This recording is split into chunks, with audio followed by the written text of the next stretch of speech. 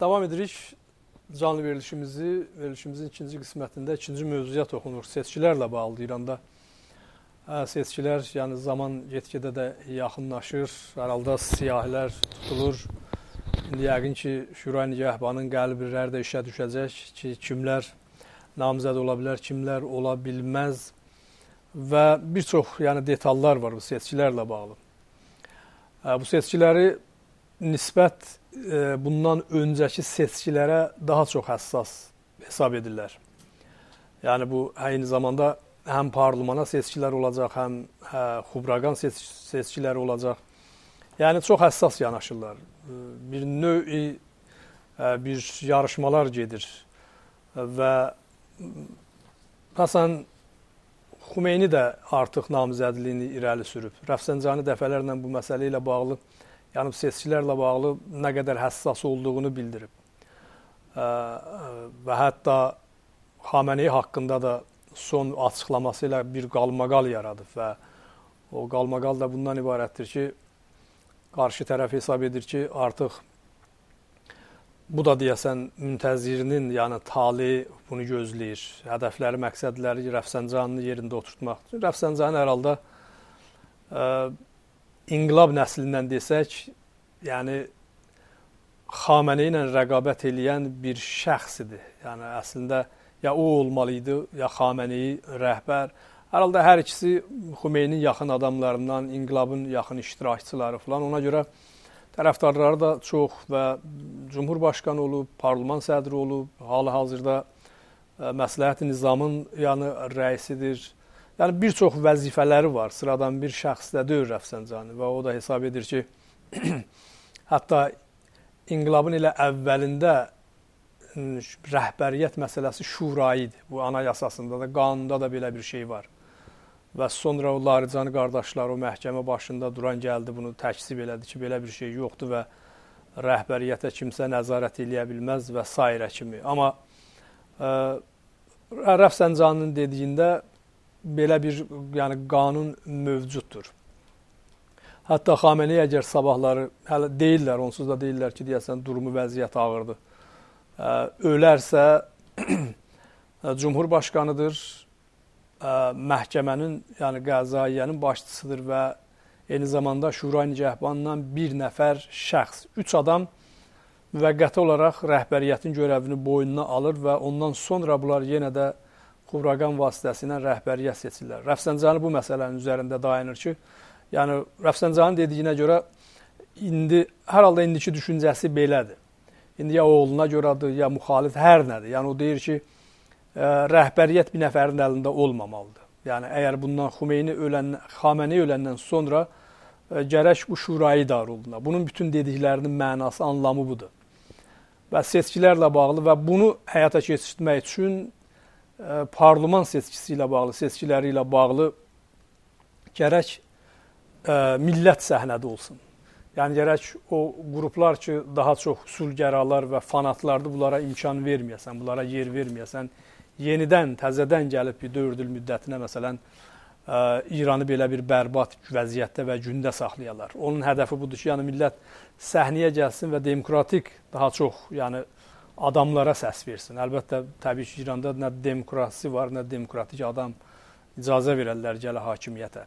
Amma ən azından, yəni Rəfsəncani qısa da olmuş, az da olmuş olsa bir islahat peşindədir. Bunun danışıqlı çıxışları bunu göstərir və ona olan hücumlar bunu göstərir. Hər halda bu seçkilər çox önəmlidir və bunun önəmləri nədən ibarətdir? Niyə yəni bu seçki digər seçkilərdən fərqlənir? Arxasında təbii ki, bu Bərcam adında anlaşmalar da gedir. Çünki bu anlaşmadan sonra siz təsəvvür eləyin ki, təhrimlər aradan qaldırılır və Qarabazar rövnəqdən düşür. Biz demirik bağlanır, yəni Sipahın rövnəqindən düşür və yavaş-yavaş əgər bir qanun hökm sürsə, təbii ki, bir çox şeylər dəyişəcək məmləkətdə və bu nüfuz məsələsi də ki, bunlar gecə-gündüz danışırlar. İndi məsələn 5 nəfər gəlib bir yerdə bir konsert qoyanda cümə namazından İmam Cümə çıxır deyir ki, bu nüfuzun bir növüdür. Yəni bu bunun Qərbin bu əməlləridir ki, yavaş-yavaş milləti, insanları dindən çəkir, məsələn, musiqiyə doğru. Yəni, hər yerə şübhəlidirlər. Harada nə varsa orada barmaq qoyurlar ki, burada nüfuzdur.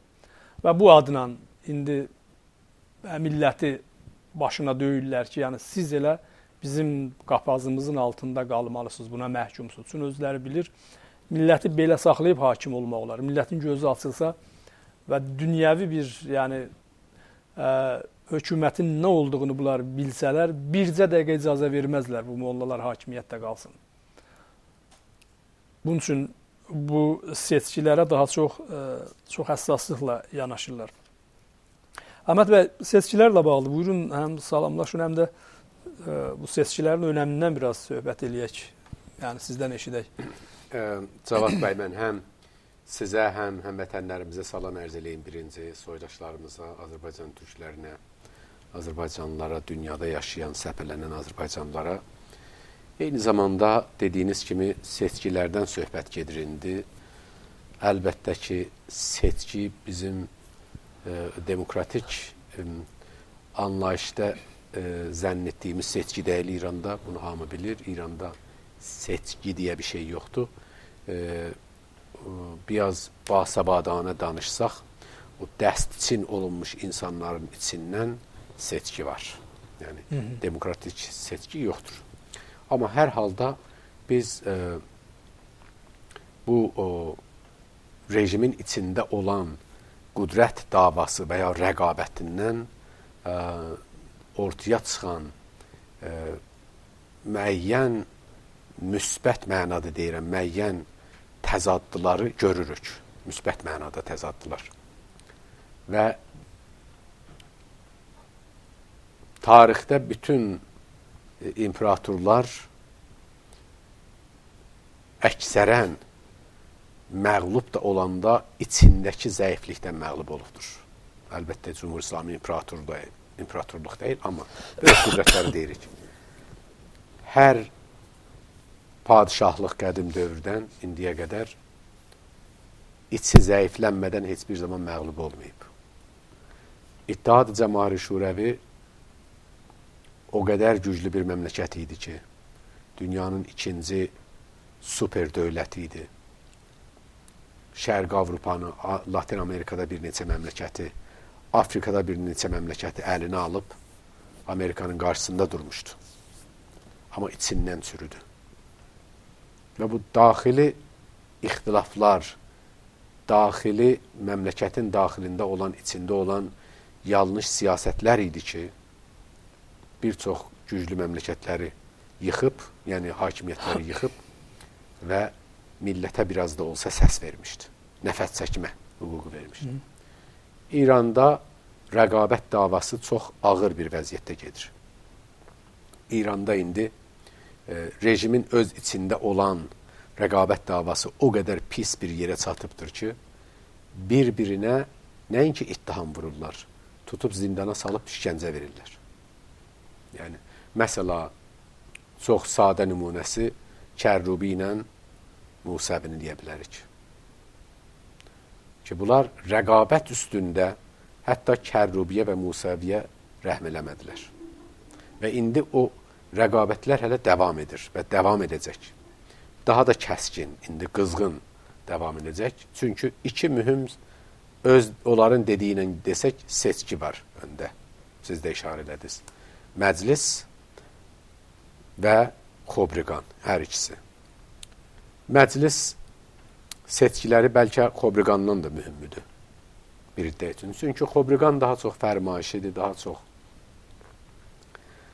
necə deyək, daha çox kontrolludur. Say baxımından Xobriqanın rəisini, yarısını ilə Xameneyi özü təyin edir.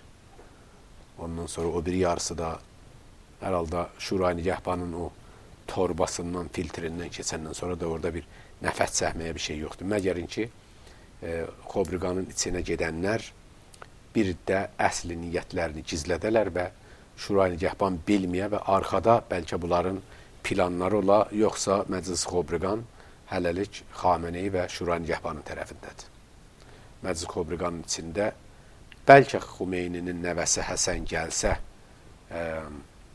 bəlkə o özünü nötral apara əvvəldə və sonra Haşiminin tərəfini açıq-aydın tuta, onda bəlkə Haşimigilin bir şansı var. Yoxsa hələlik Məclis Xobriqanda Haşimigilin bir şansı yoxdur. Amma məclis fərqlidir. Çünki məclisdə həm say baxımından çox olduğuna görə,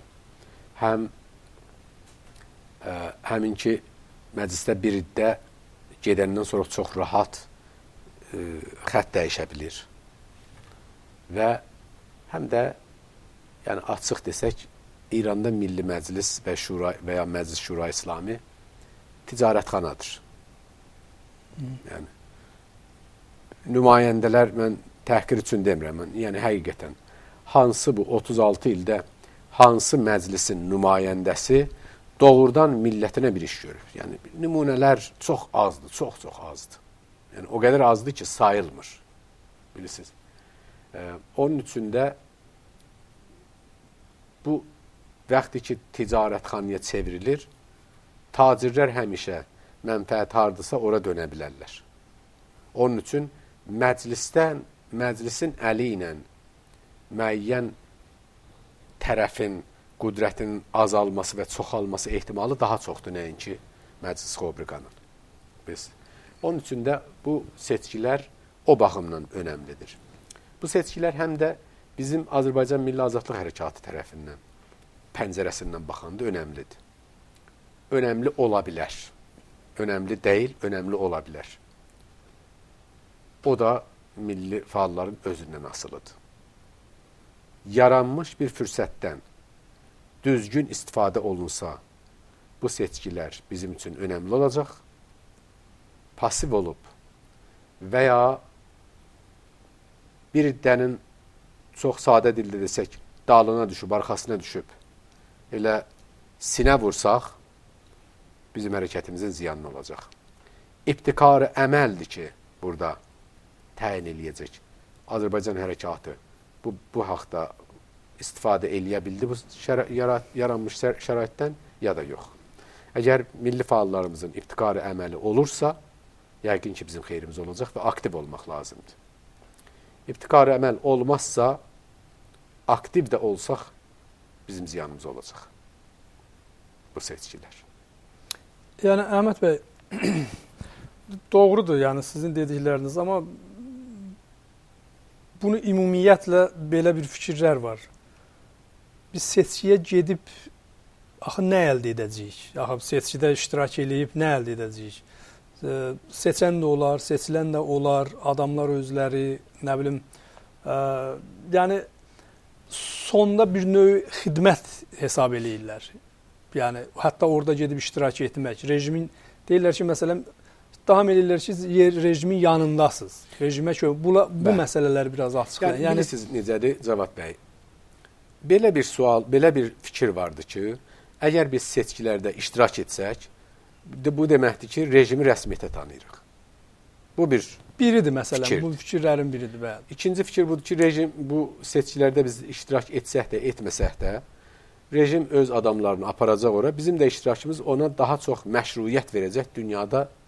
Məsələ bu deyəcək ki, məsələn, millətimizin %70-i bu rejimi qəbul edir, bu sistemi qəbul edir, onun görə seçimlərdə iştirak edədilər. Yəni, bu da ikinci, bu İngiliscə bir kəlmə var, valid, yəni valid point, yəni yerində olan məsələlərdirlər. Doğrudur.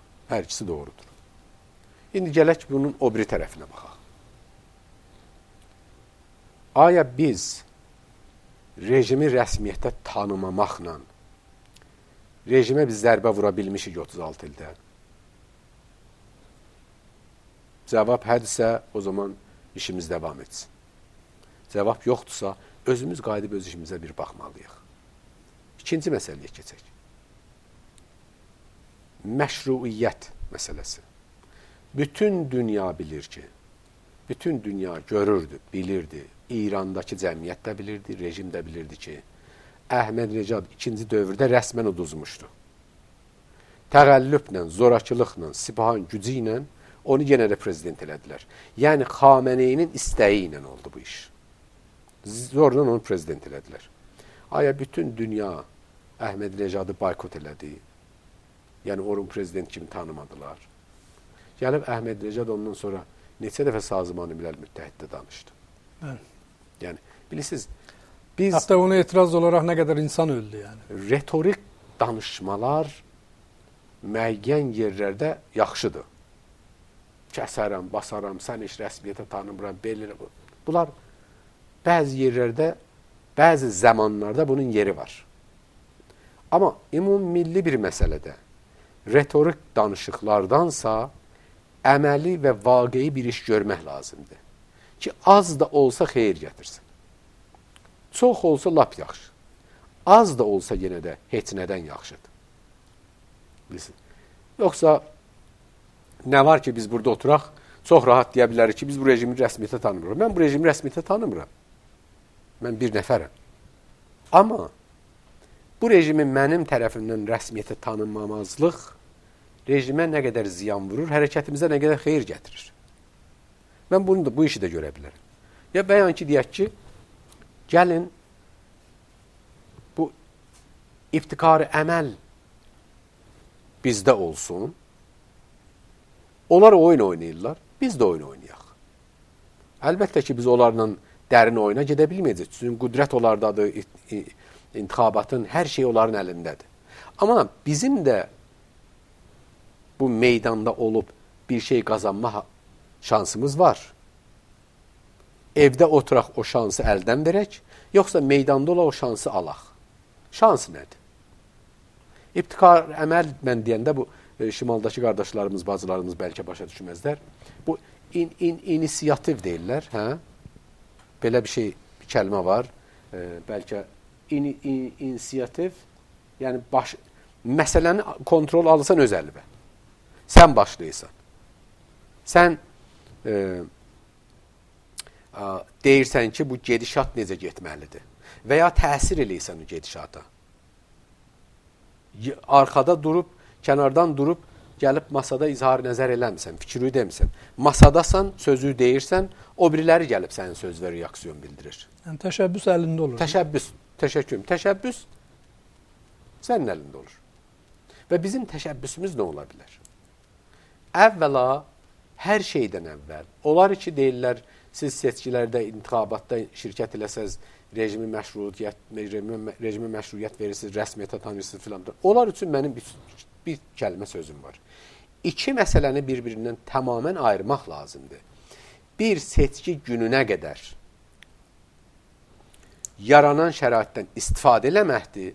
Bir də seçki günü gedib rəy verməkdir, səs verməkdir. Bunları bir-birindən ayırmaq lazım. Bunların hər ikisi bir-birinin yanında da gedə bilər. Ayrılıb, məsələ bir qrup deyə bilər ki, mən seçki gününə qədər aktiv olacam, seçki günü intixabata getməyəcəm. Çünki bilirəm ki, onlar özləri istədiyini seçəcəklər. Bu bir fikirdir. Bir fikir də budur ki, yox, mən intixabatda da, yəni təbliğat dövründə də istifadə edəcəm şəraitdən, seçki gününə gedəcəm, haqqımı da yesələr çıxıb etiraz edəcəm. Bu da bir fikirdir. Yəni, bir var ki, kontrol rejimin əlindədir, indiki şəraitdə.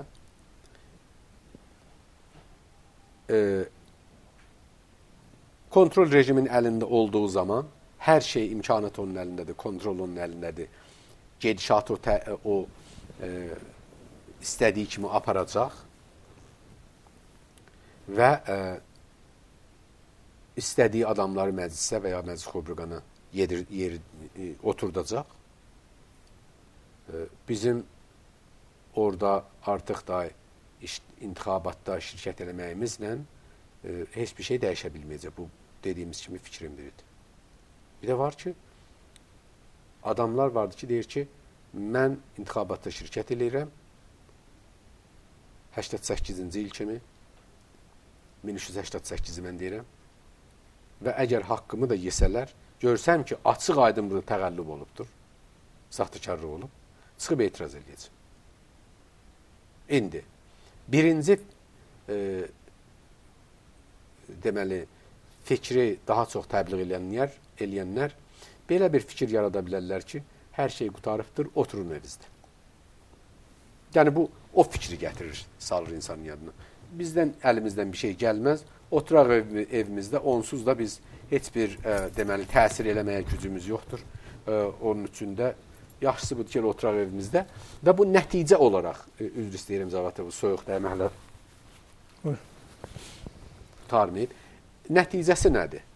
Nəticəsi budur ki, rejimin əlini açıq qoysan tamamən, etiraz eləməyə, təsir eləməyə heç bir imkan yaratmırsan özün. Rejim istədiyi işi görür, onsuz da adamlarını oraya yerləşdirəcək. Sən də oturursan evdə, ancaq evdən deysən ki, mən bu rejimi qəbul eləmirəm. Bu birdir. İkinci variantı istəyənlər deyirlər ki, yox. Biz bilirik ki, bunların hamısı olur, amma mən iştirak edib və əgər haqqımı yesə etiraz edəcəm və rejim əli də o qədər də %100 açıq qoymuram. Rejim bilsin ki, haqqımı yəndə mən etiraz edəcəm və bu etirazlardır ki, getdikcə rejimi zəiflədir. Bu da bir fikirdir. Onun üçün mən istəmirəm deyəm ki, hansı düzdür, hansı yanlışdır seçimlərdə, yəni intixabatda iştirak eləməkdə. Amma bir şeyi mən %100 deyə bilərəm ki, doğru işdir. Prosesdən istifadə eləmək bizim üçün vacibdir. Əgər biz dəfələrcə danışmışıq bu haqda, əgər biz gedib, mən sual soruşuram, əgər də geri alım, nə üçün traktor müsabiqəsinə gedib şüar verir millət? Nə üçün? Ona görə deyil ki, o şəraitdən istifadə eləsin, sözünü desin, etirazını bildirsin. Bu budur da ancaq. Yoxsa traktor müsabiqəsinə gedib şüar verməklə nə traktor udur, nə uduzur. Əsən ora gedənlərin çoxu iş traktor müsabiqəsinin nəticəsinə o qədər də önəm vermir. Əlbəttə hamı utmasını istəyir. Niyə gedirdilər və gedirlər? Ona görə ki, o şəraitdən istifadə edirlər və bu ağıllı işdir. Biz çox rahat oturub deyə bilərik ki, oturun evinizdə, traktor da Sipahan əlində kontrol olunan bir alətdir. İstədiyi zaman uduzduracaqlar, istədiyi zaman udduracaqlar və bizim oraya getməyimiz ancaq Sipaha xidmətdir, getməyin. Prosesdə, intixabatın prosesini təhrim eləyənlərin məsələsi buna bənzəyir. Bu, qısa bir müddət, daha geniş bir fürsətdir. Amma qısa müddəti qısadır. Amma çox geniş bir fürsətdir. Dövlət nə olur olsun, millətin nəzərindən qorxur, yəni etiraz. Millətin, ola bilsin ki, mənim mikrofonum bağışlayayım. Mikrofonu düz taxmamışam, o da mənim günahımdır. Ola bilsin ki, rejim bəlkə də o qədər də yəni millətin nəzərinə əhəmiyyət verməyə və elədir də. Amma millətin nəzərindən həm də qorxması da vardır rejimin. Siz təsəvvür eləyin ki, dəfələrcə olubdur. Millətin etirazına görə dövlət siyasətini dəyişdirib. Bu Cumhur İslami özü dəfələrcə siyasətini dəyişdirib. Cumhur İslami nədən indi Suriyədə ordusunu geri çəkir? Nədən? Çünki Sipahi Pasdaranın ölümlərinin sayı çoxalır və narahatdır, rejim narahatdır ki, birdən içindəki ixtilaf dərinləşər. Millət də etiraz edir. Başlayıblar açıq aydın, rejimin öz içindən etirazlar vardı ki, biz nəyə gedib Sipahan adamlarını niyə Suriyədə öldürtdürürük? Nəyin xeyrinə? Nə qazanırıq buradan? Bu etiraz da var. Bilirsiniz? Ona görə də millətin nəzəri ola bilsin ki, rejim tərəfindən heç millətin nəzərinə görə bir iş görülməsin həmişə. Amma bəzən qorxusundan da bir iş görməyə məcburdur. Onun üçün intixabatda mən bir Azərbaycanlı olaraq intixabatda şirkət eləməyi buraxan millətimizin özünün öhdəsinə, özləri qərar versin. Amma prosesdən, yəni intixabat gecəsinə qədər yaranan şəraitdən, təbliğatdan istifadə eləmək bizim üçün ideal bir şəraitdir, bizim üçün vacibdir və bunu əldən vermək, boykot eləməklə bu məsələni əldən vermək hərəkətimizə heç bir xeyir gətirmir, ancaq ziyan gətirir. Bu şərait 4 ildə bir olur. Hələ məclis qobriqan məsələsi, həssasiyyət məsələsi var burada.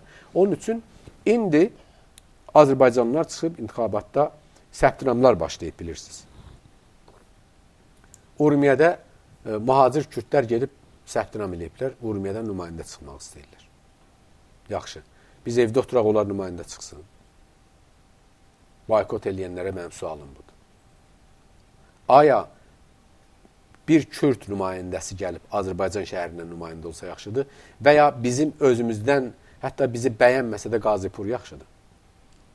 Yəni bu, bilirsiniz, ümummilli mənafeyə baxanda biz bəzən elə seçimlərə getməliyik, elə intixab etməliyik ki, seçimlərimizi, intixabımızı elə seçməliyik ki, ən azı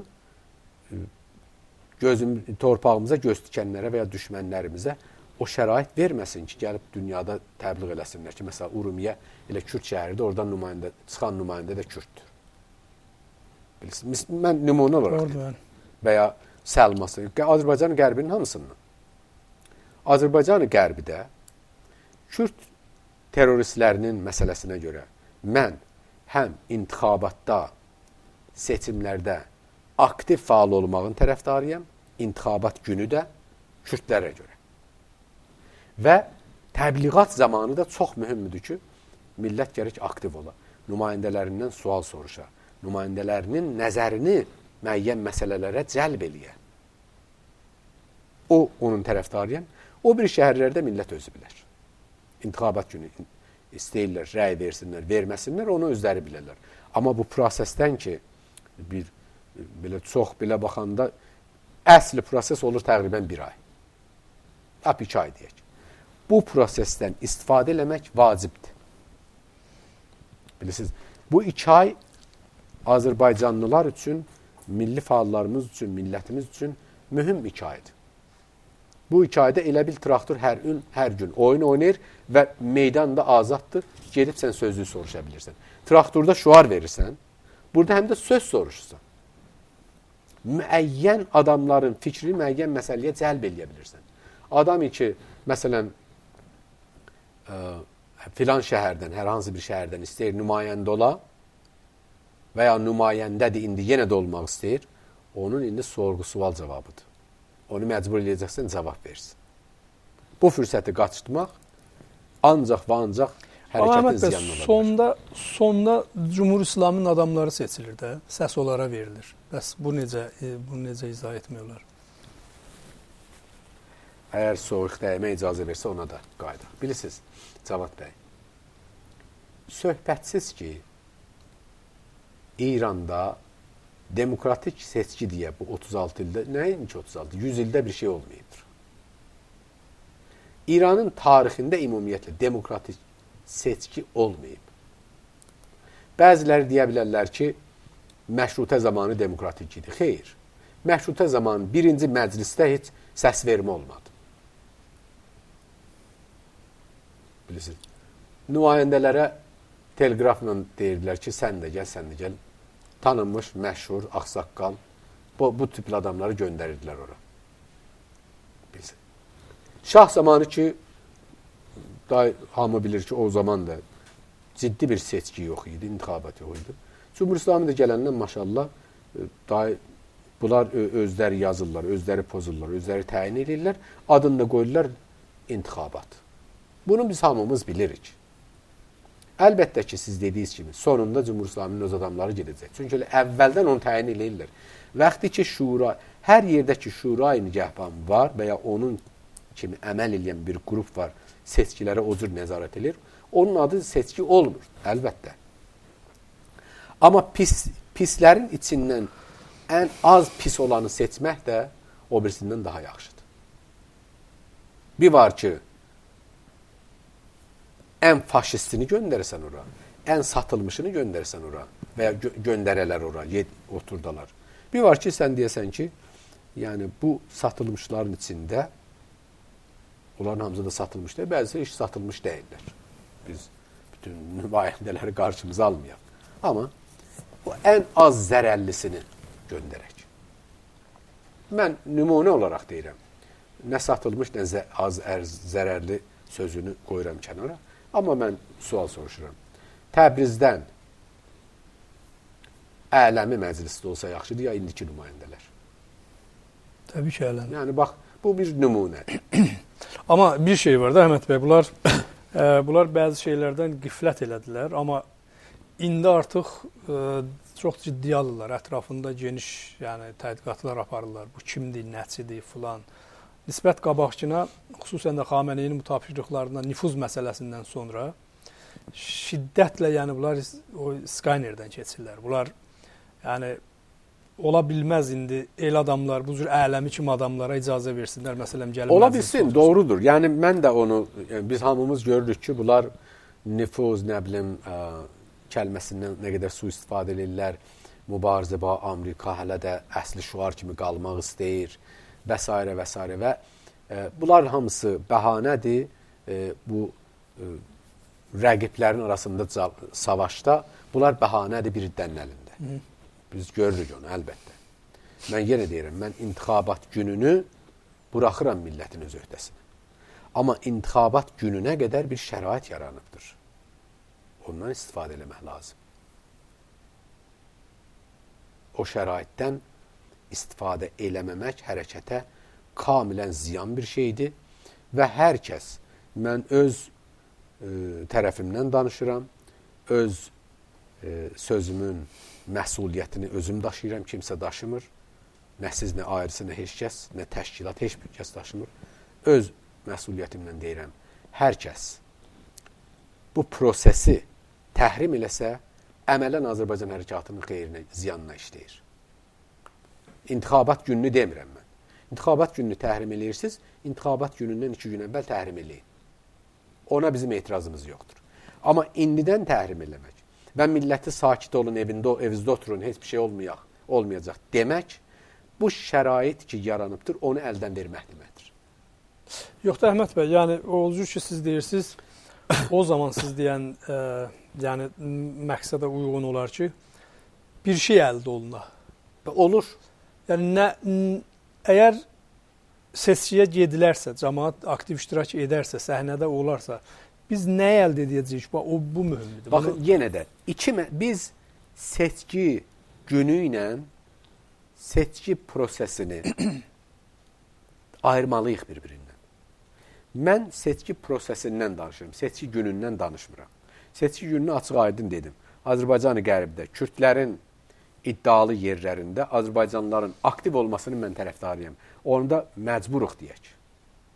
Çünki bizimkilər olmasa Kürdlər nümayəndə göndərirlər. Sonra gəlib deyirlər ki, Kürdistandan bu filan kəs nümayəndə çıxdı. Halbuki oranın adı Azərbaycandır. Başa düşürsünüz. Yəni, o baxımda bizim bir gizlin paranc oynamağa bir hövsələmiz yoxdur. Azərbaycan-ı Qərbdə hər yerdəki Kürdlər iddialıdır. Orada Azərbaycanlıların hamısı gelib səs verib Azərbaycanlını seçməlidir. Hətta bizi sevməsə də. Bu bir. Qaldı o biri şəhərlərdə. Təbriz, Ərdəbil, Zəngan, Azərbaycanın o biri şəhərlərində. Hər kəs istəyir intixabat günü səs verməyə, onu özü bilir. Biz onun tərəfdarı deyil ki, indidən təyini təklif eləyək. Amma seçki gününə qədər bir şərait vardı. O proses ki, adamlar gedirlər, ad yazdırırlar, kandid olurlar, namizəd olurlar. Bu namizədlər çıxırlar, bir təbliğat üçün şəhərlərə, məhəllələrə gedirlər. Adamlarla görüşürlər, kətlərə gedirlər. Yaxşı, bu fürsətdir ki, Azərbaycanın əsas dərdləri danışılan. Bizim qazancımız dərdimizin danışılmasındadır ancaq. Təbii ki, ondan biz %100 bir şey qazanmayacağıq. Amma ondan %1 miqdar qazanacağıq. Dərdimiz danışılsın. Necə ki, traktora gedib müsabiqəsində şüar verəndə biz traktor müsabiqəsində ona görə getmirik ki, dərdimizi həll eləyək. Biz ona görə gedirik ki, traktor müsabiqəsində dərdimizi deyək. Yəni, mən belə başa düşdüm, Azərbaycanın təbliğatı üçün bir fürsətdir. Bəli, mən onu deyirəm. Azərbaycan məsələsini qaldırasan. Seçki prosesi, yəni təbliğat zamanı. O təbliğat zamanı Azərbaycanlılar üçün tarixi bir fürsətdir. Bunu bir qaçırtmamalıyıq. Bəli. Bu, eyni zamanda həm də yəni sizin fikrinizdə də bir həqiqət var, amma qarşı tərəflər ki, bəzən boykota səsləyirlər və hətta hesab edirlər ki, olur bəzən, məsələn, elə mövzulara, bu tipli mövzulara toxunanda bəzi dostlardan bilmirik, tanımırıq, məktublar yazırlar ki, bəlkə də bu məsələlərə o qədər zaman ayırıb televizyonun vaxtında biz tutmayaq. Bu tipli yanaşmalar var, yəni tənqidlər var. Çünki bizim özümüzün ciddi məsələlərimiz var, filan var. Amma belə götürəndə biz bir şey də var, bir sual da ortalığa çıxır. Biz öz məsələmizi necə və harda həll edə bilərik? Çünki elə bu seçki özü bir növ bizim məsələmizdir. Yəni bunun içində bir şeylər görmüyoruz. Öz başına biz müstəqil ölkə deyirik. Müstəqil millət də deyirik. Və yaxud gələk oturaq deyək ki, bizim o gələk oturaq səhərdən axşama kimi məsələn milli məsələmizi burada danışaq.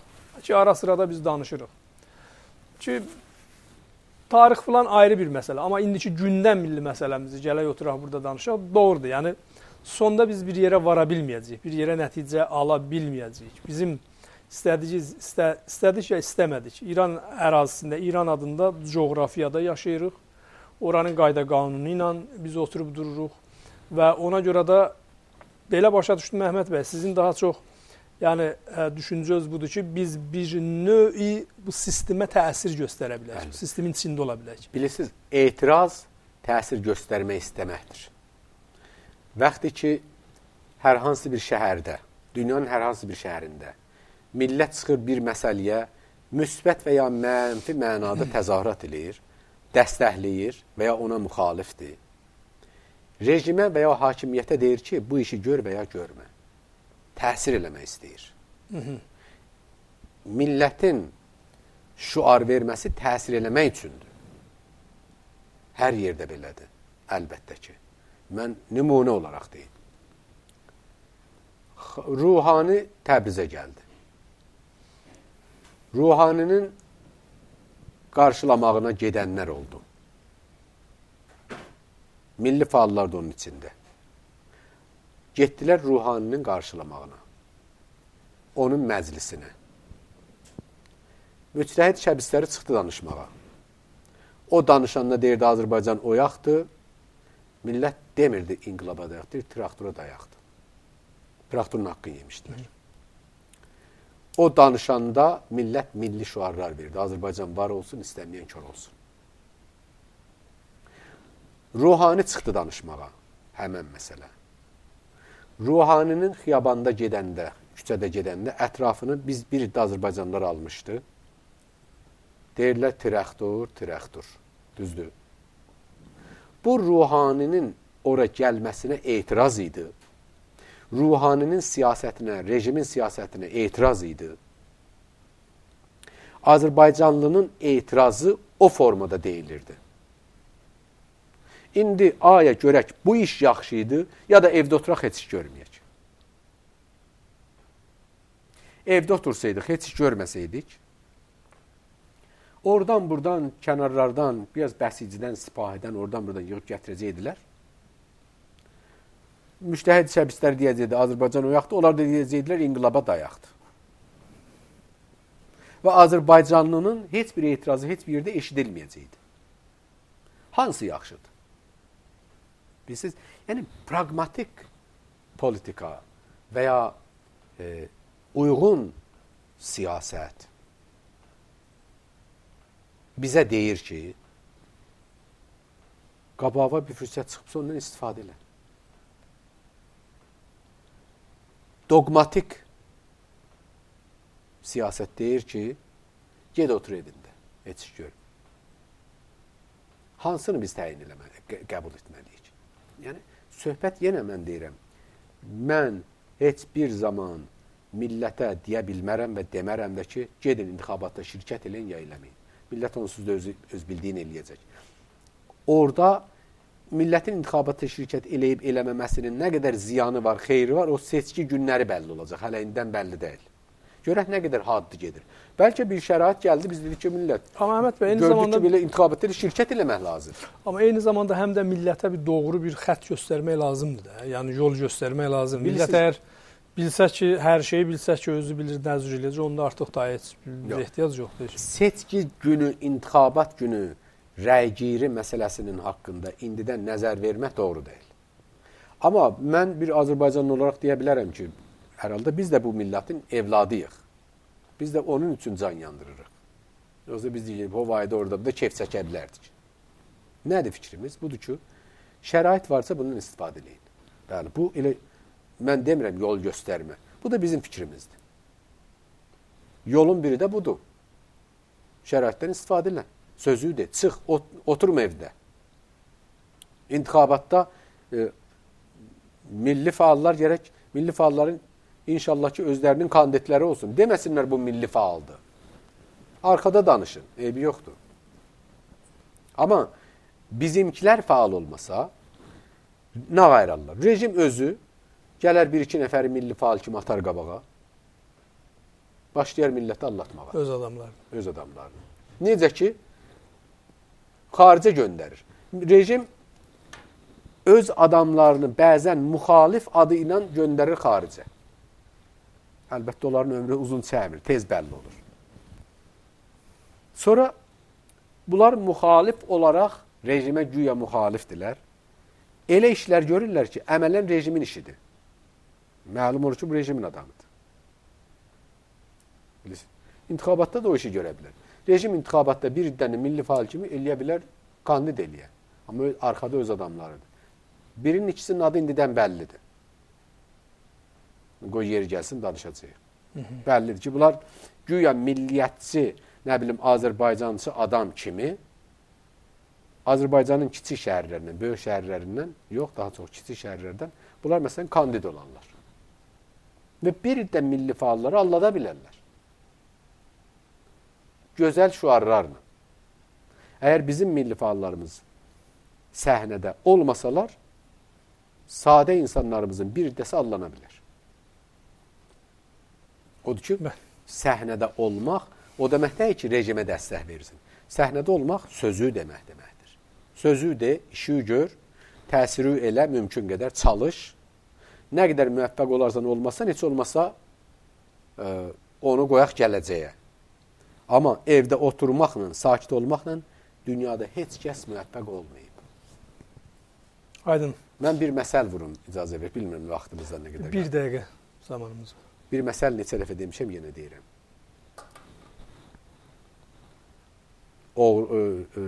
Dilənçiləri yığıblar bir, qısa olub, dilənçiləri yığıblar bir yerə, bir otağa, yandırıblar, hamısı qaçıb. İkisi qalıb. Bir deyirmiş, ay Allah, məni nəcat ver, qurtar. O birisi də aşağıda oturub deyirmiş ki, sən Allah, vaxtın olanda mənim tərəfimdən də dua elə ki, məni Allaha çatdır. Yəni, Allaha çatdır. Biz o ikidən biri olmamalıyıq. Bu otun içindən qaçmaq üçün özümüzün də hərəkətimiz olmalıdır. Yəni, bileti bəxt azmayı deyirlər də, bu milli piyango. Əgər udmaq istəyirsə, heç olmasa bir bilet alaq axı, sonra Allaha yalvaraq. Bilet almadan Allaha nə qədər yalvarsaq biz udmayacağıq. Necə ki, bu işdə olub. Allah bir gün gəlib deyir, rəhmətli olur. Bir dənə özümə bir bilet al, mənə bu qədər yalvarsın. Görə səndən də bir hərəkət olsun da, mən də bəlkə bir bərəkət verim. Bizi. Evdə oturmaq, uduzmaq deməkdir. Vəssalam. Sağ olun Əhməd bəy, biz elə qısa nəzərdə saat yarım oldu. Bugünkü bizim həm də işlər gedir burada. Başqa bir söz olmasa sağ olun. Çox təşəkkür edirəm həmvətənlərimizdən bağışlayın deyirəm. Biz bu seçkilər haqqında hər kəs istəsə müxalif ola bizlə, onunla müzakirəyə gedə bilər, mübahisəyə gedə bilər televizyonda. Necə ki, o Molla Humayuni ilə gedəcək inşallah, amma şəraitimiz elədir ki, indi onu eləyə bilmirik. İnşallah bir 15 günə, 20 günə hamısını həll eləyərik, telefonla qəbul eləyərik, sonra Molla Humayuni ilə də o biriləri ilə də biz danışığa getməyə hazır olacaq. Çox təşəkkürlər. Sağ olun və eyni zamanda hər tək-təkinizə növbəti verilişdə yenə görüşəcəyik. Hələlik.